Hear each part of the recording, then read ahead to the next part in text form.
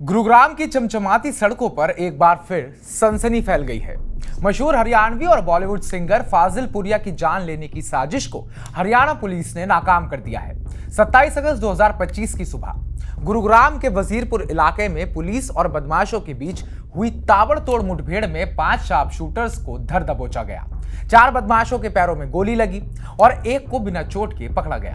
लेकिन सवाल यह है कि आखिर फाजिल पुरिया बार बार निशाने पर क्यों है?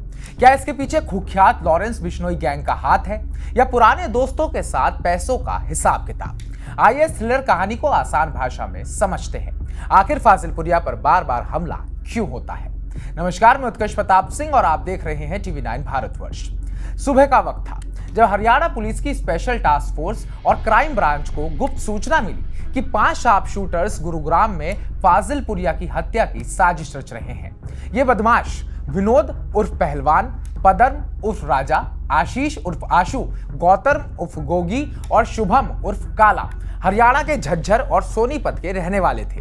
पुलिस ने वजीरपुर के पास नाकाबंदी की और जैसे ही इनोवा कार में सवार इन बदमाशों को रोकने की कोशिश की गई, उन्होंने पुलिस पर गोलियां चला दी। जवाबी कार्रवाई में पुलिस ने 19 राउंड फायरिंग की, जिसमें 4 बदमाश घायल हो गए। सभी को गिरफ्तार कर लिया गया और उन्हें सेक्टर 10 सिविल अस्पताल में भर्ती कराया गया।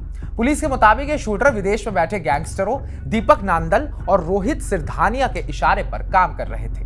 ये वही दीपक नांदल और रोहित सिरधानिया हैं जिनका नाम जुलाई 2025 में फाजिल पुरिया पर हुए हमले में भी सामने आया था। लेकिन इस बार सवाल उठता है कि क्या यह साजिश लॉरेंस बिश्नोई गैंग से जुड़ी थी, जिसका नाम पहले भी फाजिल पुरिया को मिली धमकियों में आ चुका है। 14 जुलाई 2025 को गुरुग्राम की सदर्न पेरिफेरल रोड पर राहुल फाजिल पुरिया की थार गाड़ी पर अचानक हमला हुआ था। 2 गाड़ियां, एक टाटा पंच और एक टाटा हैरियर, उनका पीछा कर रही थी। सीसीटीवी फुटेज में साफ दिखा कि टाटा पंच ने उनकी गाड़ी को ओवरटेक करने की कोशिश की।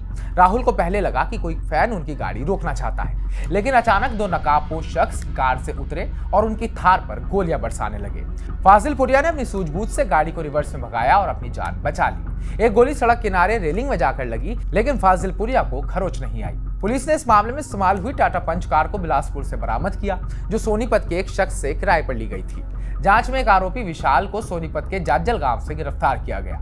पूछताछ में उसने खुलासा किया कि उसने अपने साथी गौतम के साथ मिलकर राहुल की रेकी की थी, लेकिन इस हमले की जिम्मेदारी एक सोशल मीडिया पोस्ट में सुनील सरधनिया ने ली, जिसमें उसने दावा किया कि राहुल ने दीपक नांदल से 5 करोड़ रुपए उधार लिए थे, जो वापस नहीं दिए। सुनील ने धमकी दी कि अगर पैसे नहीं लौटाए गए तो फाजिल पुरिया के करीबियों को हर महीने निशाना बनाया जाएगा।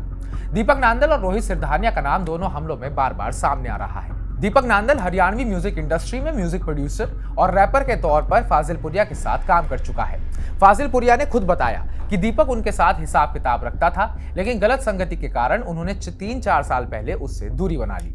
फाजिल पुरिया ने यह भी कहा कि अगर दीपक का कोई बकाया है तो वो सामने आकर हिसाब मांग सकता है, लेकिन गोली चलवाना कोई तरीका नहीं है। फाजिल पुरिया ने यह भी बताया कि सिद्धू मूसेवाला की हत्या के बाद उन्होंने इसके खिलाफ एक बयान दिया था, जिसके बाद उन्हें लॉरेंस गैंग से धमकियां मिलने लगी। इन धमकियों के बाद उन्हें पुलिस ने सुरक्षा भी दी थी, लेकिन जुलाई 2025 के हमले से महज 10 दिन पहले उनकी सुरक्षा हटा ली गई थी। मूसेवाला की हत्या में भी लॉरेंस गैंग का हाथ था और उस घटना में भी शूटरों ने थार गाड़ी का पीछा किया था, ठीक वैसे ही जैसे फाजिल पुरिया के मामले में हुआ था। जुलाई 2025 के मामले के बाद सुनील सरधानिया के सोशल मीडिया पोस्ट ने 5 करोड़ रुपए के लेन देन की बात उठाई थी। राहुल ने इस दावे को खारिज करते हुए कहा कि अगर कोई बकाया है तो सामने आकर हिसाब किताब किया जा सकता है। लेकिन 27 अगस्त की मुठभेड़ से पता चलता है कि दीपक नांदल और रोहित सिरधानिया अब भी राहुल को निशाना बनाने की साजिश रच रहे थे। क्या यह सिर्फ पैसों का विवाद है या इसके पीछे कोई बड़ी साजिश है जिसमें लॉरेंस गैंग का भी हाथ हो सकता है? पुलिस सूत्रों के मुताबिक इन शूटरों के तार विदेश में बैठे गैंगस्टरों से जुड़े हुए हैं। दीपक और रोहित कथित तौर पर दुबई में छिपे हैं और उनके जरिए सुपारी देकर यह हमला करवाया गया। लेकिन अगर ये लॉरेंस गैंग की साजिश थी तो क्या दीपक और रोहित इस गैंग के लिए अब काम कर रहे हैं? ये सवाल भी अनसुलझा है। क्या फाजिल पुरिया पर हमला लॉरेंस गैंग की साजिश का हिस्सा है, क्योंकि उन्होंने सिद्धू मूसेवाला की हत्या के खिलाफ बोला था?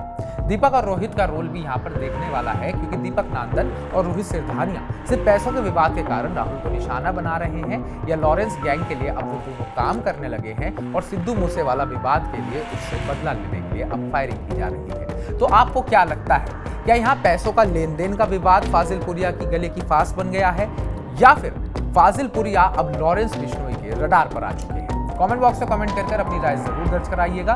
बाकी ताजा अपडेट्स पाने के लिए TV9 भारतवर्ष को सब्सक्राइब कीजिएगा।